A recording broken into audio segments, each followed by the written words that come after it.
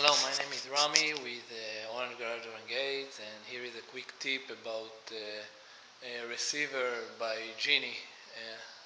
Sometimes with old openers, for example this with the Crusader here, you can see the model and the opener, which is very old, like 30-40 years old. So at this time people didn't have internal receiver for using remotes, which are also called transmitter. So in order to use remotes, they had an external receiver.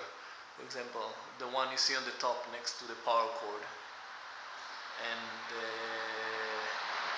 then they could program their cars or program the remotes. For example, this one, here is the cover for the receiver, is a Genie Receiver. I hope it's not too blurry.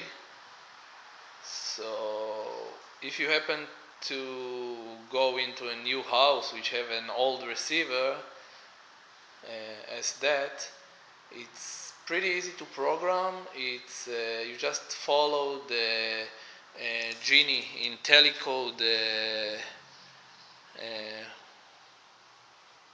you can use a Genie IntelliCode receiver or a transmitter, remote, or one that is compatible, like the clicker, and then you're set to go. Then you can program your car and don't have to push the wall button each time you go out and in to the garage.